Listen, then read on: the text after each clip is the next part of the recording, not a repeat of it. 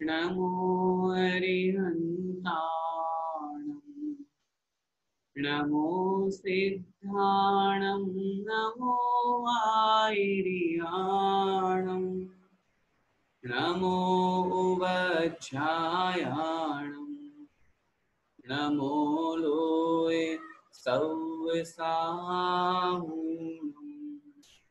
पंच परमेष्ठी भगवान की जय। द्वादशांग जन्माणी माता की जय। संत शिरोमणि आचार्य भगवंत इकसठ श्री विद्यासागर जी महाराज की जय। परम पूज्य गुरुदेव मुनि कुंभ श्री इकसठ सुधा सागर जी महाराज की जय। अढ़ाई दीपस्थ समस्त मुनिराजों की जय।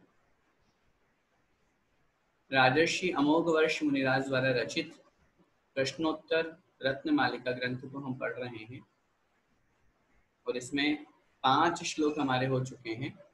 कल की क्लास में हमने 5वां श्लोक पढ़ा था। आइए एक बार उसका रिवीजन करके फिर आगे 6ठे श्लोक की ओर हम बढ़ते हैं। 5वां श्लोक है किम पथ्यदनम धर्म है। किम मतलब क्या, पथ्यदनम पथि अदनम, पथि मतलब मार्ग में, अदनम मतलब भोजन है। मार्ग का भोजन क्या है, तो उत्तर मिला धर्म है, अर्थात धर्म। धर्म ही मार्ग का भोजन है। कह शुचि ही, पवित्र कौन है, यह मतलब इस संसार में, इस संसार में पवित्र कौन है, तो उत्तर मिला यस्य मानसम शुद्धम, जिसका मानस शुद्ध है, जिसका मन पवित्र है, मन अच्छा है, वो ही वास्तव में शुद्ध है। कह पंडित है, पंडित कौन है, उत्तर मिला विवेकी, यानी समझदार व्यक्ति जो है वास्तव में वही पंडित है। किम विषम, विष क्या है, जहर क्या है, अवधीरिता गुरव है, अर्थात गुरुओं का तिरस्कार होना, गुरुओं का अपमान होना, वास्तव में यही विष है, यही जहर है। इस प्रकार हमने 4 प्रश्नों के उत्तर इस श्लोक में पढ़े थे। आइए आगे बढ़ते हैं। श्लोक नंबर 6 निकाल लीजिए। बोलिए किम किम संसारे संसारे सारम, किम संसारे सारम बहुशोपि बहुशोपि विचिन्त्य विचिन्त्य मान मान मिदमेव मिदमेव विचिन्त्यमान मिदमेव विचिन्त्यमान मिदमेव किम संसारे सारम बहुशोपि विचिन्त्यमान मिदमेव मनुजेषु मनुजेषु दृष्टतत्वं मनुजेषु दृष्टतत्वं स्वपरहित स्वपरहिता स्वपरहितायोद्यतं स्वपरहितायोद्यतं जन्म स्वपरहितायोद्यतं जन्म। ठीक है, मैं बोल रहा हूं, रिपीट कीजिएगा एक एक चरण को। किम संसारे सारम, बोलिए किम संसारे सारम बहुशोपि विचिन्त्यमानमिदमेव बहुशोपि विचिन्त्यमानमिदमेव मनुजेषु दृष्टतत्वं मनुजेषु दृष्टतत्वं स्वपरहितायोद्यतं जन्म स्वपरहितायोद्यतं जन्म। ठीक है, एक साथ बोलिए मेरे साथ साथ। किम संसारे सारम बहुशोपि विचिन्त्यमानमिदमेव मनुजेषु दृष्टितत्त्वं स्वपरहितायोद्यतं जन्म। देखिए, इसमें एक ही प्रश्न पूछा गया है और वो एक जो प्रश्न है वो बड़ा महत्वपूर्ण है। यहाँ पूछा जा रहा है कि इस संसार में सार क्या है, सारभूत क्या है, सर्वश्रेष्ठ क्या है। देखिए अर्थ, किम अर्थात क्या, संसारे अर्थात संसार में, संसारे अर्थात संसार में, किम अर्थात क्या, सारम सार, सार मतलब श्रेष्ठ, सर्वश्रेष्ठ। जैसे हम जूस निकालते हैं तो जूस ग्रहण कर लिया और जूस का वेस्टेज था वो फेंक दिया, तो ये सार आ गया हमारे पास। संसारे किम सारम, संसार में सर्वश्रेष्ठ क्या है, क्या बात है। बहुशोपि, बहुशः अपि, बहुशः मतलब बहुत बार, अपि मतलब भी, बहुशः अपि बहुत बार भी, विचिन्त्यमान मिदमेव, संधि विच्छेद करेंगे, विचिन्त्यमानम इदम एव, विचिन्त्यमानम इदम एव। विचिन्त्यमानम मतलब विचार करने पर, चिंतवन करने पर, इदम एव यह ही आया है। इदम मतलब यह, एव मतलब ही, बहुत बार विचार करने पर यही बात प्रकट हुई है। समझ में आई पहली लाइन, क्या कहना चाह रहे हैं यहाँ पे, फिर से देखिए। संसारे किम सारम, संसार में सर्वश्रेष्ठ क्या है, सारभूत वस्तु क्या है। बहुशः अपि बहुत बार ही, विचिन्त्यमानम विचार करने पर, इदम एव ये सामने निकल कर आया, यह आया, यह ही आया। क्या आया है, मनुजेषु अर्थात मनुष्यों में। अब उत्तर दे रहे हैं, पहली लाइन में तो प्रश्न हो गया, सेकंड लाइन में उत्तर, मनुजेषु अर्थात मनुष्यों में, दृष्ट तत्वम तत्व दृष्टि होना, दृष्ट तत्वम जिसने तत्वों को, दृष्ट मतलब देख लिया है, जान लिया है, समझ लिया है, दृष्ट तत्वम, और स्वपरहितायोद्यतम, स्वपरहिताय उद्यतम, संधि विच्छेद करेंगे, स्वपरहिताय उद्यतम, स्व मतलब अपने, पर मतलब दूसरों के, हिताय मतलब हित के लिए जो उद्यत है, प्रयासरत है, तल्लीन है, लगा हुआ है। जन्म अर्थात जन्म, मनुजेषु जन्म, अब अर्थ लगाइए नीचे की लाइन का, मनुजेषु जन्म मनुष्यों में जन्म प्राप्त करके, दृष्ट तत्वम तत्वदर्शी होना, तत्वों को जानने समझना, और साथ में जो अपनी आत्मा के और दूसरों के कल्याण में लगा हुआ है निरंतर, वास्तव में यही संसार में सर्वश्रेष्ठ है। समझ में आया, पहले अर्थ समझिए फिर भावार्थ बाद में समझेंगे। प्रश्न क्या किया यहाँ पे, पहले पंक्ति को फिर से देखें, किम संसारे सारम, संसार में सार क्या है। तो ऐसा यहाँ पे तुरंत उत्तर नहीं दिया, मतलब ऐसा उत्तर देने से पहले ये और कह रहे हैं, बहुशः अपि बहुत बार, विचिन्त्यमानम विचार करने पर, चिंतन करने पर। जैसे अपन कोई भी काम करते हैं और बहुत गहरा काम हो, बहुत बड़ा काम हो, तो सोच विचार के करते हैं कि तुरंत कर डालते हैं। लाखों करोड़ों अरबों खरबों का अगर अपने को व्यापार शुरू करना है, कोई काम करना है, शादी ब्याह करना है, तो क्या करते हैं, सोच विचार कर, बड़ा। बहुशः अपि विचिन्त्यमानम, अर्थात बहुत बार विचार करने के बाद में भी क्या तथ्य सामने निकल करके आया कि संसार में सारभूत क्या है। तो उत्तर दे रहे हैं, मनुजेषु जन्म, मनुष्यों में जन्म प्राप्त करना, और उसमें भी मनुष्य जन्म प्राप्त करके तत्व दृष्टि होना, दृष्टि में तत्व समाहित होना, समान दृष्टि सब में रखने वाला होना, और जो स्व और पर के हित में उद्यत है, लगा हुआ है, जो अपना और दूसरों का कल्याण करता रहता है। हमेशा जिसकी भावना यही रहती है, मैं अपना भी कल्याण करूं और मेरे माध्यम से अन्य दूसरों का भी कल्याण हो, ऐसे जिनकी भावना है, वास्तव में वही संसार में सर्वश्रेष्ठ है। अब यहाँ पे दो बातें हमको समझनी है।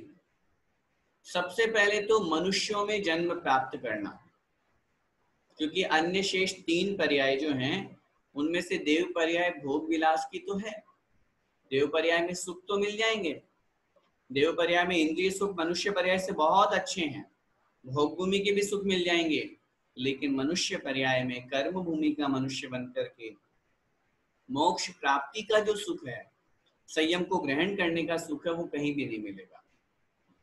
तो सबसे पहले तो मनुष्य पर्याय, और उस मनुष्य पर्याय में भी जो तत्व दृष्टि रख रहा है, मैंने आपसे पहले भी निवेदन किया था, मात्र 7 तत्वों के नाम जान लेने का नाम तत्व दृष्टि नहीं है। हाँ, जीव आश्रव, जीव अजीव, आश्रव, बंध, समण, निद्रा, मोक्ष, ये हमको आते हैं, इनकी परिभाषा भी हमको आती है, ये क्या होते हैं ये भी हमको आता है, ये इतने मात्र से नहीं। तत्व दृष्टि, तत्व दृष्टि का मतलब होता है जहां पर अपने परिणामों में इतनी निर्मलता होती है, इतने अच्छे परिणाम होते हैं, मैं कौन हूं, मेरा क्या स्वरूप है, ये सारा का सारा जहां पर मन में विचार होता है। जो राग द्वेष है ये मेरी आत्मा को भटकाने वाले हैं, जो कर्म का बंध है ये मुझे संसार में भटकाने वाला है, आश्रव और बंध मेरी आत्मा के लिए दुखकारी है, इसलिए मुझे ऐसा काम नहीं करना जिससे मेरे कर्म का आश्रव बंध हो, मुझे ऐसा काम करना है जिससे कर्मों का संवर और निर्जरा हो। संवर और निर्जरा के साधन आचार्य उमा स्वामी महाराज जी ने तत्वार्थ सूत्र जी में लिखे हैं, सगुप्ति समिति धर्मानुपेक्षा परिशह जय चारित्र। मुनि महाराज की जो व्रत नियम संयम है पालन करना, वो सब क्रियाएं। तो इस अपेक्षा से हमको ये समझना है कि तत्व दृष्टि का मतलब अपनी आत्मा का कल्याण की भावना। तत्व दृष्टि का बहुत सामान्य अर्थ है, जहां पर प्राणी मात्र के प्रति दया का परिणाम हो, अपनी आत्मा के कल्याण की भावना हो, मैं कौन हूं, मेरा क्या स्वरूप है, इस तरह की जहां भावना है। अब जिस जीव के अंदर तत्व दृष्टि आ जाएगी वो सब कुछ कर सकता है। तत्व दृष्टि जिसमें आ गई, क्यों, जीव मैं हूं, अनादि काल से ये संसार, इतने सारे जो मुझे जीव दिख रहे हैं, चाहे वो चींटी है, चाहे घोड़ा है, चाहे मेरे माता पिता है, चाहे मेरे भाई बहन है, पत्नी है, पिता है, पुत्र है, पति है, कुछ भी है, सब जीव द्रव्य है कि नहीं। अब देखना तत्व दृष्टि का कितना बड़ा परिणाम, तत्व दृष्टि का कितना बड़ा परिणाम है कि जिसके जीवन में तत्व दृष्टि आ गई वो जीवन में कभी दुखी नहीं हो सकता।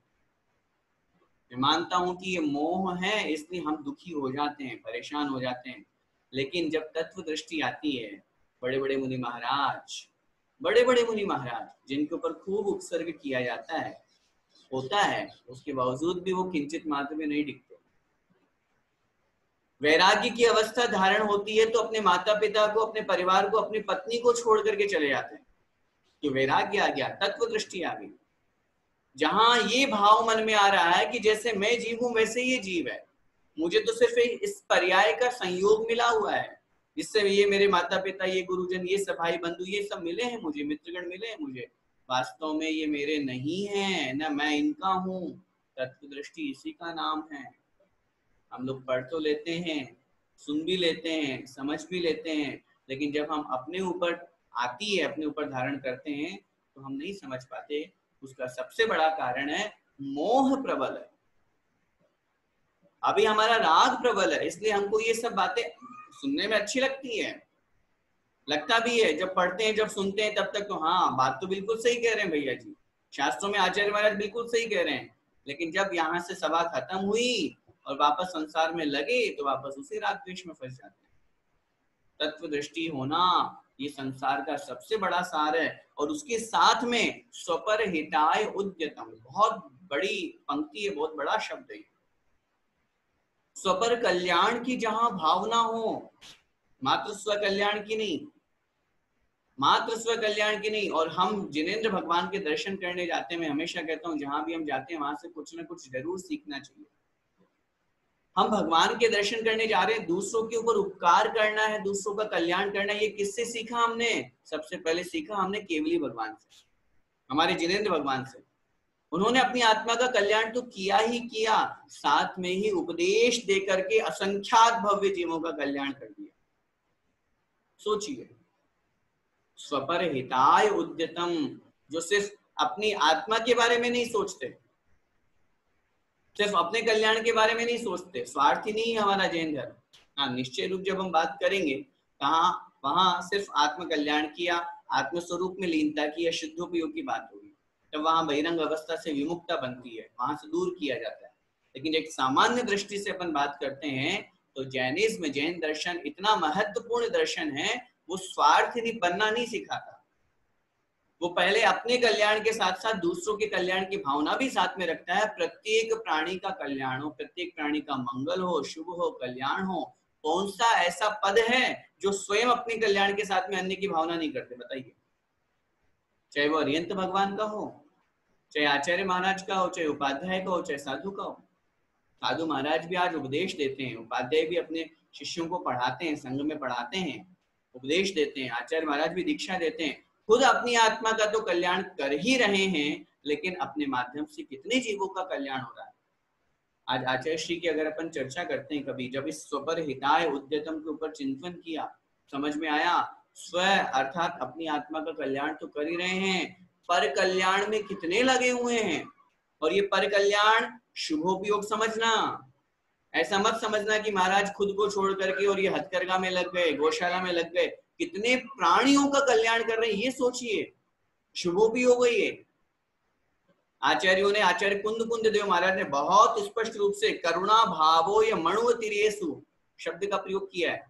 मनुष्य और तिर्यंचों में करुणा का भाव होना ये साधु का लक्षण है, करुणा का भाव होना। तभी तो उनके अंदर ऐसे परिणाम आए कि क्यों हम हिंसा वाले वस्त्र पहन रहे हैं, क्यों दुनिया पहन रही है, अहिंसक वस्त्र सामने लाए, कितने लाखों करोड़ों लोगों को रोजगार मिला। आज कितनी गायें हमारी कटती थी, आज उनको उन्होंने बचाने से रोका, गौशालाएं खुलवाई। ऐसे और भी अनेक स्थान है, अनेक चीजें हैं। राष्ट्र धर्म की वो चिंता करते हैं, बड़े बड़े राजनेता, बड़े बड़े प्रधानमंत्री, राष्ट्रपति सब उनके चरणों में आकर के उनसे सलाह लेते हैं। निश्चित रूप से जो पर कल्याण की भी भावना रखते हैं, स्व कल्याण की भी भावना रखते हैं, वही इस संसार का सर्वश्रेष्ठ पुरुष कहा जाता है। और जब हम पुरुष की बात करते हैं तो इस तरह का कोई व्यक्तित्व सामने नजर आता है। और जब पुरुष की बात ना भी करो, व्यक्तित्व की बात ना भी करो, तो भी जहां ये सब चीजें अपने को मिलेगी, मनुष्य जन्म प्राप्त करके तत्व दृष्टि होना, अपनी दृष्टि में सबको समान भाव रखना और अपनी आत्मा के कल्याण के साथ में दूसरों के कल्याण के लिए उद्यत होना। हमको इन सब बातों से बहुत कुछ सीखना चाहिए। आज पुण्य उदय से, अच्छे कर्म की उदय से, शुभ कर्म के उदय से हमें मनुष्य पर्याय मिली, जैन कुल मिला, अच्छा परिवार मिला, अच्छा रुपया पैसा मिला, अच्छा यश मिला, अच्छे परिवार में हम बैठे हैं, अच्छे परिवार में हमारा विवाह हुआ, अच्छे सब चीजें हमारे अनुकूल हैं। ऐसी स्थिति को प्राप्त करके अब हमें ये भाव रखना चाहिए कि मैं अन्य का कल्याण कैसे करूं, अन्य के लिए मैं क्या दया भाव रखूं, अन्य का कैसे हित करूं, कैसे उसके प्रति करुणा भाव रख करके, और जिसको जो जरूरत है आज हमें मिल रहा है, इसका मतलब कहीं ना कहीं हमने किसी न किसी को कुछ दिया था।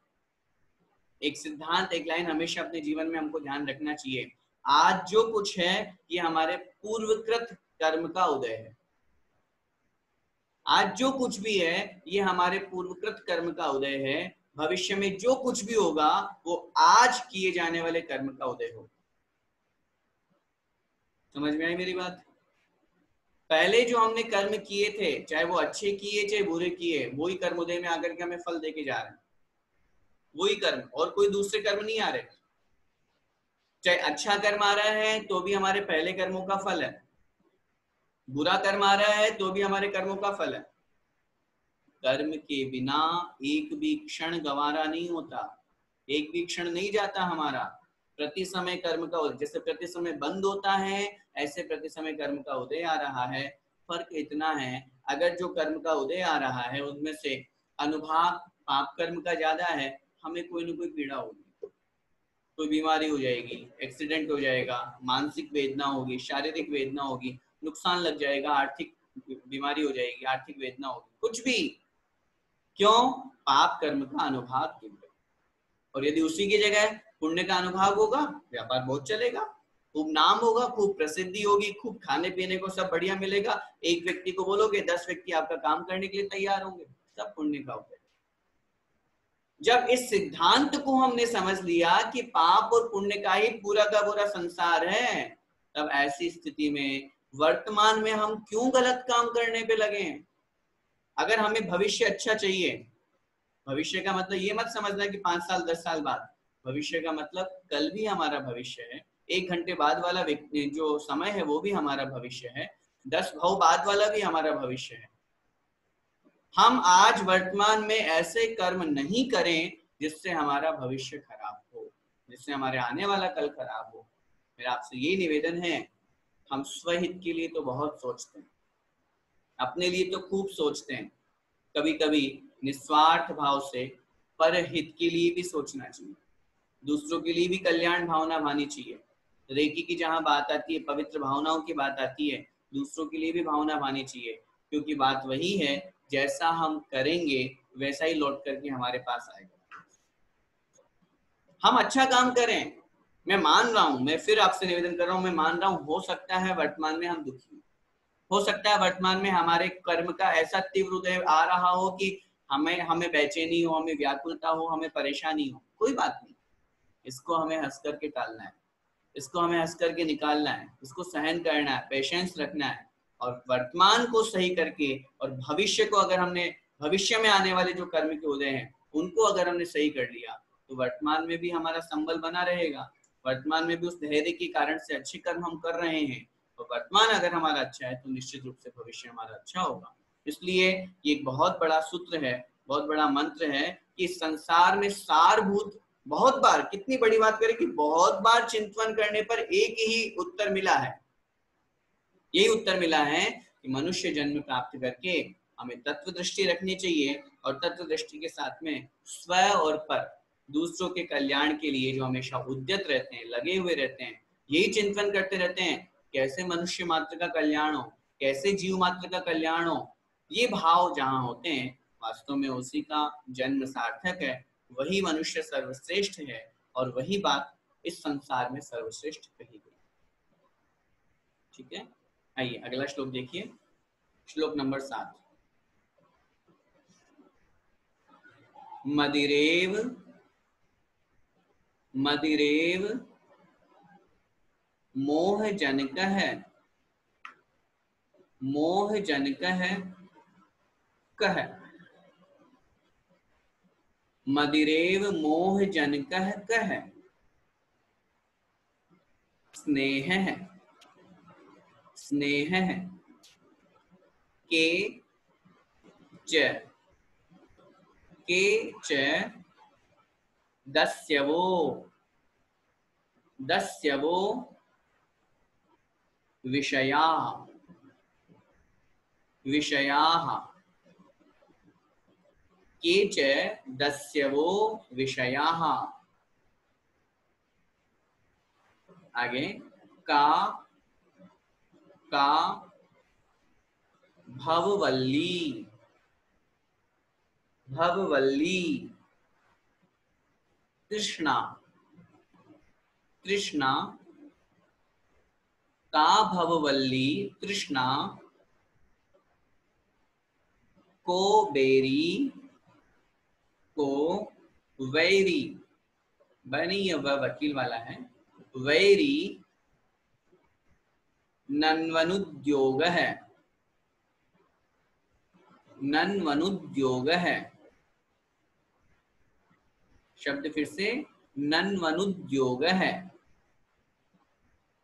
ठीक है, आइए एक साथ बोलते हैं, मदिरेव मोह जनक है, मदिरेव मोह जनक है, कह स्नेह केच दस्यवो विषयाः, कह स्नेह केच दस्यवो विषयाः, का भववल्ली तृष्णा, का भववल्ली तृष्णा को वैरी नन्वनुद्योग है, को वैरी नन्वनुद्योग है। ठीक है, एक साथ बोलिए मेरे साथ साथ, मदिरेव मोह जनक है, कह स्नेह केच दस्यवो विषयाः, का भववल्ली तृष्णा को वैरी नन्वनुद्योग है। 4 प्रश्न इस श्लोक में है, और बहुत संक्षेप में और बहुत अच्छे उत्तर इसमें दिए गए हैं। सबसे पहला है मदिरेव मोह जनकः कः। संधि विच्छेद करेंगे, मदिरा इव, मदिरेव, मदिरा इव, मदिरा के समान, मदिरा मतलब शराब, मद्य, जो मद उत्पन्न करती है ना। मदिरा के समान मोह जनक है, मोह को उत्पन्न करने वाला, कह मतलब कौन है। जैसे मदिरा मोहित कर देती है, पागल कर देती है, मूर्छित कर देती है, सामने वाले को यूं कहना चाहिए कि होश नहीं रहता है। ऐसा इस संसार में कौन है जो मदिरा के समान मोह को उत्पन्न करने वाला है। तो उत्तर दे रहे हैं स्नेह है, अर्थात स्नेह, राग। ये जो स्नेह है, ये जो राग है, ये ही वास्तव में मदिरा के समान मोह उत्पन्न करता है। फिर अगला प्रश्न, केच, च मतलब और, के मतलब कौन, के मतलब कौन, च मतलब और, दस्य वह, दस्य वो विषय है, संधि विच्छेद करेंगे, दस्य वह विषय। केच मतलब और कौन, और कौन, दस्य वह मतलब लुटेरे हैं। आत्मा के लुटेरे कौन है, दस्य वह का मतलब था लुटेरे, डाकू। दस्यु से दस्य वह बना है बहुवचन में। इस आत्मा को लूटने वाले, आत्मधन को लूटने वाले लुटेरे कौन हैं। उत्तर दे रहे हैं विषया, अर्थात विषय, पंचेंद्रिय के विषय। पंचेंद्रिय के जो विषय हैं ये आत्मा के लुटेरे हैं, आत्मा को लूटने वाले हैं। फिर अगला तीसरा प्रश्न है, का भववल्ली, का मतलब कौन है, भव मतलब संसार की, वल्ली, वल्ली मतलब लता, बेल, बेल होती है ना, जैसे अंगूर की बेल होती है, ऐसी बेल है। भववल्ली, संसार की बेल क्या है। बेल मतलब, बेल का यहाँ अर्थ इसलिए लिया है क्योंकि बेल निरंतर किसी का सहारा लेकर के बढ़ती जाती है, वृद्धि को प्राप्त होती जाती है। आप एक बेल लगाओ, सैकड़ों बेल ऐसे लग जाएंगी। का भववल्ली, संसार की बेल क्या है। उत्तर मिला तृष्णा, तृष्णा, ये तृष्णा, लोभ लालच ही संसार को बढ़ाने वाली है। और चौथा प्रश्न है, को वैरी, वैरी माने दुश्मन, शत्रु, संधि विच्छेद का है मतलब कौन, कौन बैरी है, कौन शत्रु है।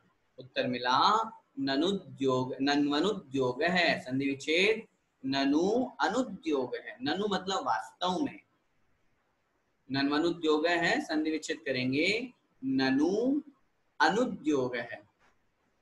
ननु मतलब निश्चित रूप से, अन उद्योग है, अन मतलब रहित है, जो उद्योग से मतलब पुरुषार्थ से, जो पुरुषार्थ से हीन है, जो पुरुषार्थ नहीं करता है, वास्तव में वही संसार में वैरी है, दुश्मन है। पुरुषार्थहीनता ही दुश्मनी है। 4 प्रश्न हो गए। सबसे पहला प्रश्न है, मदिरा के समान मोह उत्पन्न करने वाला कौन है। उत्तर मिला है स्नेह, राग। और सोच लीजिए, आज हम इस बात पर विचार करें कि जिस प्रकार मोह महामद पियो अनादि, भूल आपको घर मत वर, चटाला की पंक्तियां पढ़ते हैं। जिस प्रकार मदिरा का पान करके वह व्यक्ति मोहित हो जाता है, वो पागल हो जाता है, वो भूल जाता है मैं कौन हूं, मेरा क्या स्वरूप है, ये मेरी पत्नी है, ये मेरे पिता है, ये मेरे भाई है, ये मेरी स्त्री है, ये मेरी माता, कुछ नहीं पहचान पाता वो। उसके ऊपर नशा छाया हुआ है, किसका, शराब का, मदिरा का। हकीकत में हम सब भी शराबी हैं। कौन कहता है कि हमने शराब का त्याग कर दिया है। बाहरी शराब का त्याग करने से क्या होता है, जब तक अंतरंग की मोह रूपी मदिरा का त्याग नहीं करेंगे, तब तक हम भी अभी पागल ही तो बने हुए हैं। अभी तक हमने भी तो अपनी आत्मा को नहीं जाना। जैसे वो मोहित मदिरा से मोहित व्यक्ति, शराबी व्यक्ति खुद को नहीं पहचान पा रहा है, मेरे पत्नी कौन, मेरे पति कौन, उसको नहीं पहचान पा रहा है, ऐसे ही हम भी इस मोह के कारण से, इस स्नेह के कारण से अपनी आत्मा को नहीं पहचान पा रहे हैं। इस शरीर को हम अपना मान रहे हैं, ये माता पिता को हम अपना मान रहे हैं, रुपए पुत्र स्त्री मकान सबको हम अपना मान रहे हैं, जबकि ये हमारे नहीं है। फिर भी ये स्नेह है, ये राग है, ये मोह है जो हमें इनको अपना मानने के लिए प्रेरित करता है। इसीलिए हम दुखी हैं। हमारे दुख का सबसे बड़ा कारण ये स्नेह है। हम भले ही कितना भी सोच लें, कितना भी किसी से राग कर लें, लेकिन हकीकत यही है, आज नहीं तो कल स्वीकार करना ही पड़ेगा।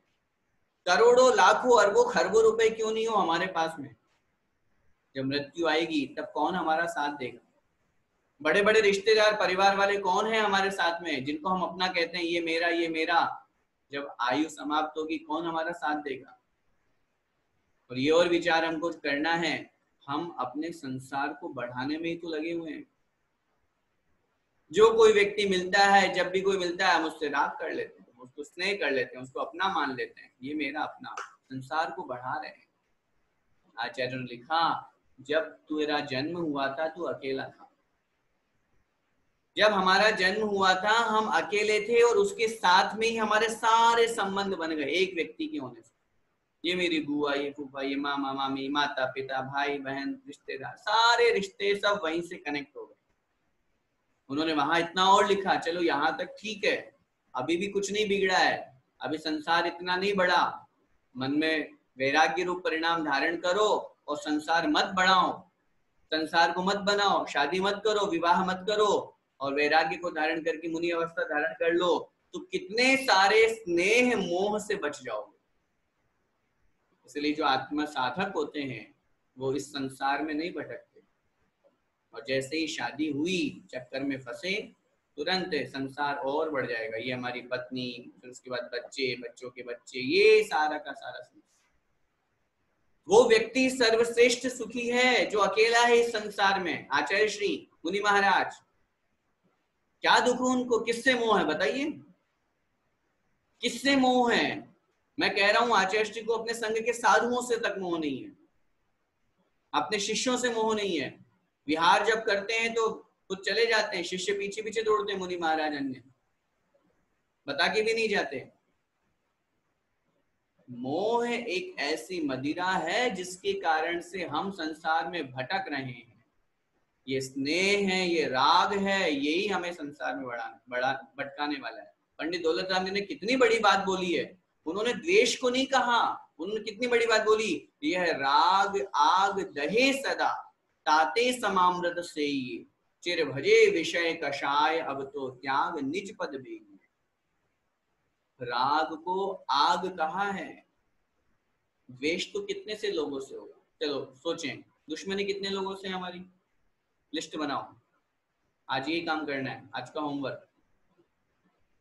कितने लोगों से हमारी दुश्मनी है, कितने लोग हमसे हमारा बोलचाल बंद है, या हमारे अच्छे टर्म्स नहीं मिलते हैं, कभी कहा सुनी हो गई है? मुश्किल से मैं कह रहा हूँ किसी भी व्यक्ति के 10 से ऊपर तो नहीं निकलेंगे, 10 तो बहुत ज्यादा बोल दिया, ठीक है। अब जिनसे राग है उनकी लिस्ट बनाओ, कितने निकलेंगे हैं? 100 तो मिनिमम कह रहा हूँ, 100 तो क्या 1000 में निकल जाए तो कोई बहुत बड़ी बात नहीं है। भले आप नाम नहीं जानते हो, लेकिन लिख देना मामा जी के परिवार के 5 सदस्य, चाचा जी के इतने सदस्य, काउंट हो जाएंगे, 1000 तो निकल जाएंगे। राग खतरनाक है, राग संसार में भटकाने वाला है। यहाँ इसीलिए आचार्य अमोघवर्ष मुनि महाराज ने बहुत स्पष्ट लिखा, मदिरा के समान मोह को उत्पन्न करने वाला कौन है? उत्तर मिला, स्नेह है। अभी हमारे ऊपर डिपेंड है, अगर हम शराब पी करके टल्ली होना चाहते हैं, वो बहिरंग की शराब है, उससे थोड़ी सी देर का नशा है, ये मोह का नशा है, ये स्नेह का नशा, ये राग का नशा है, जो हमें आत्मा की तरफ नहीं बढ़ने देगा, हमें बाहर में ही भटका रहा है। जिस दिन ये मोह का नशा उतर जाएगा, हमारा राग वैराग्य में परिवर्तित हो जाएगा, उस दिन हमें कोई अपना नहीं दिखेगा, सिर्फ हमारी आत्मा अपनी दिखेगी, और तब उस वैराग्य को धारण करके हम मुनि मार्ग की और दीक्षा मार्ग की ओर आगे बढ़ जाएंगे। अगला प्रश्न है, एच दस्यव है, हमारे लुटेरे कौन हैं, हमको लूटने वाले कौन हैं? उत्तर मिला, विषय, पंचेंद्रिय के विषय। संयम रतन संभाल, विषय चोर बहु फिरत है। पंचेंद्रिय के विषय रूपी चौर बहुत है इस संसार में। थोड़ा सा कुछ हुआ नहीं, गर्मी लगी नहीं कि तुरंत ऐसी चालू, कुछ भूख लगी नहीं कि भक्ष्य अभक्ष्य का विचार नहीं किया, तू तो दे भाई खाना खाने के लिए, भूख लग रही है मुझे तो। घ्राण इंद्रिय कितने लोलुपी की, कहीं दुर्गंध आती है तो नाक बंद कर लेते हैं और दिन भर इतने फूले खूब डालते रहते हैं। अच्छा अच्छा देखना है, अच्छा अच्छा सुनना है, प्रशंसा सुननी, सब पंचेंद्रिय के लोलुपी अपन लोग संसार में भटक रहे हैं। ये पंचेंद्रिय के वशीभूत होकर के हमारी आत्मा की तरफ हमारी दृष्टि नहीं जाता। जहां पंचेंद्रियों के ऊपर विजय प्राप्त कर ली, जैसे मुनि महाराज, उन्हें क्या लेना देना सर्दी है कि गर्मी है? कभी सोचते हैं, कभी विचार कीजिए, हम तो भयंकर गर्मी होती है तो अंदर से बाहर नहीं निकलते, और वो बाहर बैठ करके शिला के ऊपर खड़े होकर के साधना कर रहे हैं। गर्मी तो उनको भी लगती है, लेकिन वो उस पंचेंद्रिय में रसना, उस स्पर्शन इंद्रिय को जीत चुके हैं। पसीना बह रहा है, बहने दो, क्या फर्क पड़ता है। और हमारे थोड़ा सा पसीना निकला है तो हो ही नहीं सकता ऐसा। तो हम लोग इसीलिए संसार की बात यहाँ पे अपन कर रहे हैं। ये पंचेंद्रिय के विषय हैं जो लुटेरे हैं। किसको लूटने? आत्मधन को, आत्म धन को लूटने वाले हैं, आत्मा रूपी धन को लूटने वाले हैं, आत्मा को संसार में भटकाने वाले हैं ये पंचेंद्रिय के विषय। फिर तीसरा प्रश्न किया, भववल्ली का, संसार की बेल क्या है, संसार बढ़ाने में निमित्त क्या है, संसार में कौन हमें भटकाने वाला है? उत्तर मिला तृष्णा। जैसे बेल बढ़ती जाती है निरंतर, वृक्ष को तो काट दो तो ठीक है, बेल को आप एक जगह से बीच में से काट दो तो दूसरी जगह निकल आएगी, फिर तीसरी जगह से निकल आएगी। ये बेल की विशेषता होती है, लता। उसी तरह संसार को कौन बढ़ा रहा है, संसार क्यों बढ़ रहा है हमारा? तृष्णा के कारण से, लोभ के कारण से, लालच के कारण से।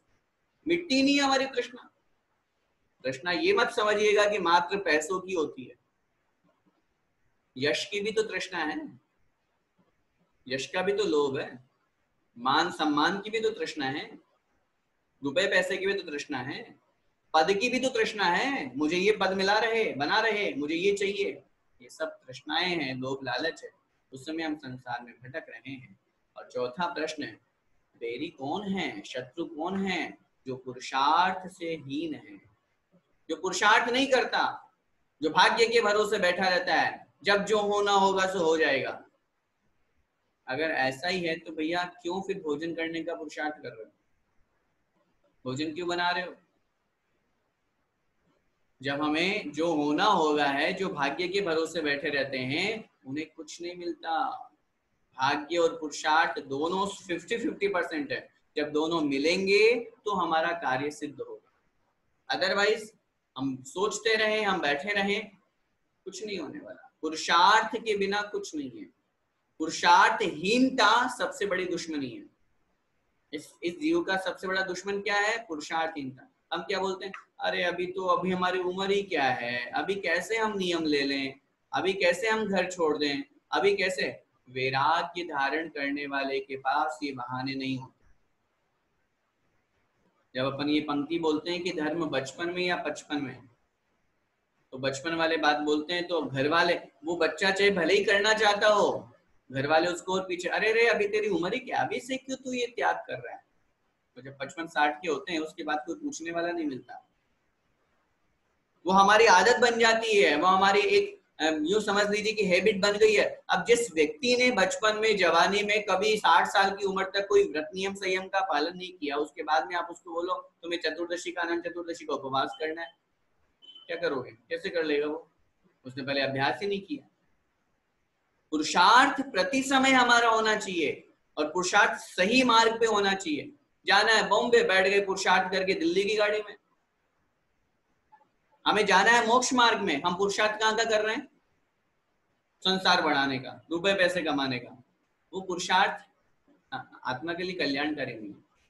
पुरुषार्थ बहुत महत्वपूर्ण है। जो लोग आलसी हैं, पुरुषार्थहीनता का मतलब जो पुरुषार्थ नहीं करते, आलस करते रहते, पड़े रहते हैं, सोचते हैं जो होगा सो देखा जाएगा, वही संसार के सबसे बड़े दुश्मन है, या वही आलस उनके लिए दुश्मनी का काम करता है। इसलिए इन चारों प्रश्नों को बहुत अच्छी तरह से समझ करके हमको इनको अपने जीवन में भी उतारने का प्रयास करना चाहिए। हम लोग अपने स्नेह को, अपने राग को कम करें। मैं फिर निवेदन करूं, आज नहीं तो कल जब हमारा अंत समय आएगा, अच्छा कोई अमर रहने वाला हो तो बताओ, हाथ ऊपर करो, हाँ हैंड रेस करो, मैं भी देखूं देखा कौन है। नहीं, जिनके पहले से है वो उनको नहीं, वो तो पहले से ही है, कोई बात नहीं है, कोई नहीं है। जाना तो सबको एक दिन है ना, चाहे मैं हूं चाहे आप हो, कोई हो। जिस समय जाएंगे मोह ज्यादा होगा, स्नेह ज्यादा होगा, राग ज्यादा होगा, कितना कष्ट होगा बोलो, होगा कि नहीं। उसको बुला दो, उसकी याद आएगी, ये सब आएगी। और आज ही अगर हमने उसको कंट्रोल कर लिया, समझ लिया, संसार की हकीकत को समझ लिया, थोड़ा थोड़ा कम करेंगे, तो निश्चित रूप से जब ऐसी स्थिति आएगी तो बहुत दुख नहीं होगा। मैं अपन लोगों के दुख को कम करने की बात कर रहा हूँ, दुख बढ़ाने की नहीं कर रहा। अभी हकीकत समझ लो दुनिया की, कोई किसी का नहीं है, कोई किसी का नहीं है, मैं भी नहीं हूँ, माता पिता भी नहीं है। हकीकत तो यही है, समझने की आवश्यकता है। जिस दिन समझ में आ जाएगा, मैं बहुत गारंटी के साथ में कह रहा हूँ, मैं भी अभी, अब मैं भी गृहस्थी हूँ, मैं कोई मुनि नहीं बना हूँ, मैं कोई वैरागी नहीं हूँ, मैं भी आप लोगों के जैसे अभी संसार में हूँ, मैं कोई वैरागी नहीं बना हूँ। लेकिन हकीकत यही है, समझना पड़ेगा हम लोगों को इस चीज को, कि राग है, ये स्नेह है जो हमें संसार में भटकाता है और दुख देता है। राग कम होगा, सोचिए, एक तो 5 लोगों से राग हो हमें, और एक 50 लोगों से राग हो। तो जब जब राग करते हैं, जब हम, मतलब यूं समझना चाहिए कि जब किसी से प्रेम करते हैं, स्नेह करते हैं, राग करते हैं, तो बड़ा एक अनुभूति होती है, सुख होता है, थोड़ा सा देर के लिए, वो क्षणिक सुख है। लेकिन जब वही हमारे एक्सपेक्टेशंस को फेल कर देता है, तो जिसको हमने अपना माना, जिससे हमने राग किया, उसी के साथ में हमारी अपेक्षाएं जुड़ जाएंगी, ये ऐसा होना चाहिए, इसको ऐसा करना चाहिए, और बाई चांस अगर उसने ऐसा नहीं किया तो, नहीं किया तो हमें दुख होने लग जाएगा। यही दुख का कारण है, हम सबको इनसे बचना चाहिए। ये समय आपका हो गया है, इसलिए इन दोनों श्लोकों को बहुत अच्छी तरह से समझ करके और कुछ बातें कुछ अंश में अपने जीवन में भी उतारें, ताकि हमारा पढ़ना और पढ़ाना सार्थक, इसी मंगल में भावना के साथ बोलिए। प्रश्नोत्तर रत्न मालिका महान ग्रंथ राज्य की जय। राजर्षि अमोघ वर्ष मुनि महाराज की जय। संत शिरोमणि आचार्य भगवंत 108 श्री विद्यासागर जी महाराज की जय। परम पूज्य गुरुदेव मुनि पुंगव श्री 108 सुधा सागर जी महाराज की जय। अढ़ाई की समस्त मुनि राजों की जय।